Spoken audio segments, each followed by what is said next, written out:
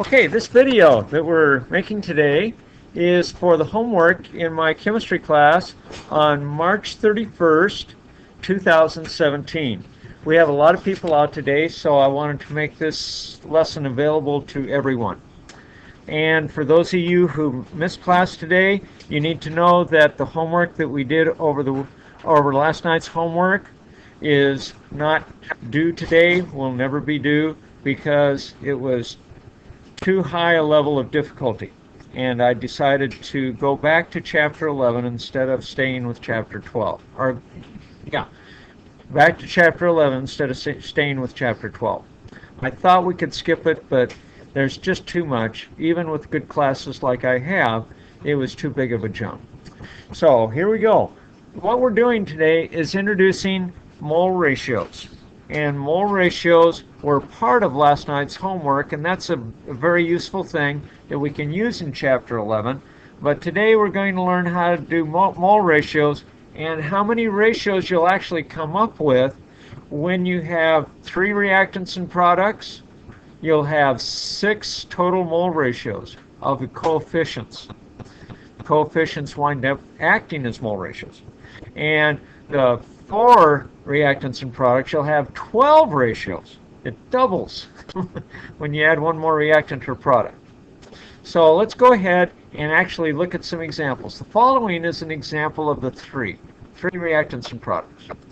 So here we are. I'm going to cover these things up so that you can only see a little bit of it, and I don't care if you see that stuff. It just will make it much easier for you to understand.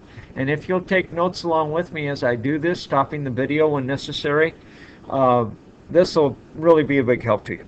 So you might wonder, what in the world are those crazy arrows all about? What do they mean?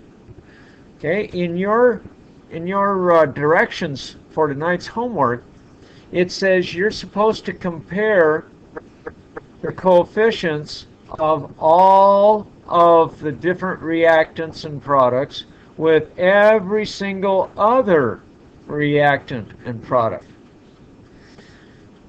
Over the last 12 years since I've been teaching this course, I finally came up with a little refinement today on how to make this work for you very, very easily. So what I do is I use a 2-headed arrow. And that 2-headed arrow means that we have a first ratio of nitrogen to hydrogen. See, I do arrows across the top, and then I do arrows across the bottom.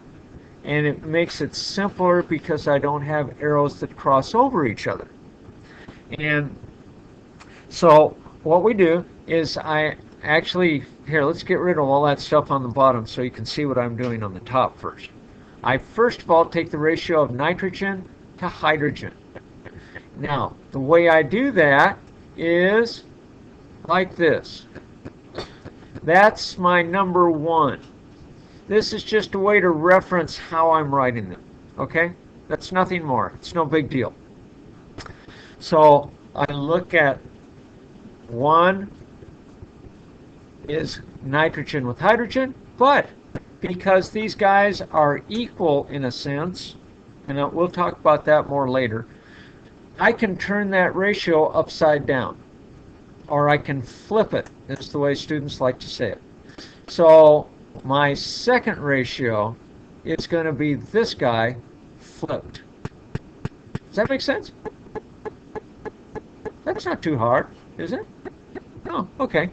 So now we're going to go to the second set of ratios, and that will be 3 and 4 in the way I've numbered them.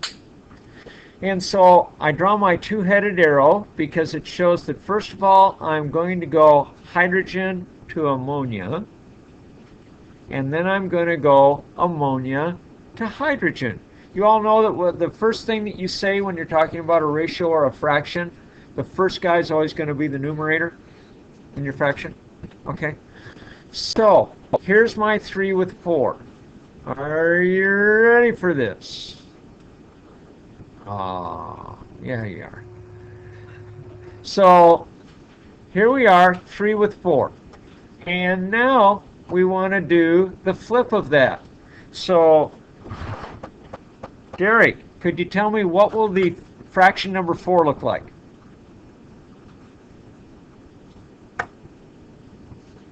Okay, I did this guy with this guy. That was number 3. And now I'm going to do this guy with this guy. Yeah, on the top. You betcha. That's exactly what you do. So, here, let me get this up here. There we go. And so our number 4 is going to be just ammonia at the top and hydrogen on the bottom. And then let's call on someone else. Elise. So for you, I'm going to ask you, what will my first fraction be when I compare nitrogen to ammonia? Who's going to be on top? Yeah, absolutely. And then the second one will be? You betcha. Ammonia will be on the top and nitrogen will be on the bottom. Okay, and that's pretty simple, isn't it? It's not real difficult work.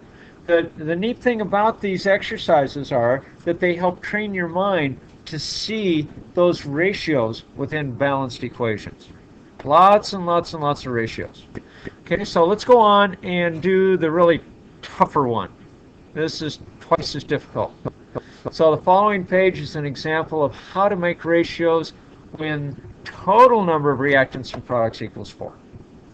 So here we go. I'm going to cover this stuff up for now just so that I can show it to you one at a time. It's the same principle as what we did with the last guy. And so what I want to do is get a shade up because this looks just totally confusing when you look at it all at one time. So here we're doing exactly what we did in the last one. I compare the first one to the second one. First reactant to the next reactant or product. Doesn't matter. Reactant or product doesn't matter. So I just like to do side by side because I don't have any arrows crossing over each other. So these two are getting compared both ways just like before. These two are getting compared both ways just like before. But now we've got one more to add in there. And that's what doubles everything up. So when I do my next line, when I do the stuff down below, you can see it gets a little bit more complicated and I can't get around having my lines cross over. And so what I do is I like to go from left to right because I'm a sequential thinker and that's easier for me. So I take HCl and I compare him to magnesium chloride. Why don't I do magnesium hydroxide? Anyone have any idea? Is there a reason I don't put 1 to magnesium hydroxide down here? Why would I not do that? I already did it on the top. Excellent. Good spotting. So I also have this guy to this guy already, and so I don't need to put that one down below. And I also have this guy to this guy up above, so I don't need to put it down below. So the first ones that I do is the going left to right. What's the first one that I don't have? I've got this guy to here, no problem. This guy to here, I don't have. That's what this arrow is. And that's what's going to be fractions 7 and 8. Now this guy isn't hooked up to this one or this one. And so we got another arrow that goes from here over to here. And that's going to be 9 and 10. So essentially I numbered them in the order that I drew the arrows. Okay? And then this guy is connected to both this guy and this guy, but he is not connected to this guy.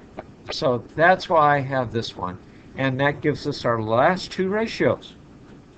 Now I'm going to reveal these kind of quickly because I think you've got the idea of what's going on by now. So here we go. There's our 1 and 2. And where did 1 and 2 come from? they came from this comparison right here. One of them, it doesn't matter which one you put on top, but the other one has to be flipped. And then with our 3 to 4 comparison, you see, after mapping it out up here, remember I've told you your mind is like it responds to pictures so much better than anything else. And so I think that this is especially helpful because by the time I get to 12, I know I've got them all. I know I've got every single one. And I don't need to worry about which one I missed and which one I did or didn't do. So here we go. I'm going to get my 3 and 4 down here. Whoops, 4 is going to come up above. And in the next lines I have them that way. Okay, here's my 4. So 3 with 4, as you see, we've got, in 3, magnesium's on top, and on 4, magnesium hydroxide's on top, and up here, magnesium chloride's on top. So that's our 3 with 4. 5 with 6, right down here. Let me just block those out so it's less confusing. Okay, 5 with 6 right here. And you see magnesium chloride on top, magnesium chloride on the bottom. Okay. And this was, that's right, 3 with 4. Yeah, 5 with 6. Yeah, we're good. And now we do 7 is down here. Just trying to keep this a little easier to look at. There's our 7, hydrochloric acid with magnesium chloride. Okay, HCl with MgCl2. So that was my 7 and 8. And then 9 and 10, we've got water on top, then we got water on the bottom. 9 and 10. I'm sorry, water on the bottom in 9 and water on the top on 10. And then 11 and 12 are that last little jobber in there comparing magnesium hydroxide to water. Magnesium hydroxide on top and on bottom. And that's what you do with all of your homework problems for tonight. The only thing that's going to change is your last 2 problems, you will have to balance the equations. Other than that, you're good to go. I hope that you find this helpful.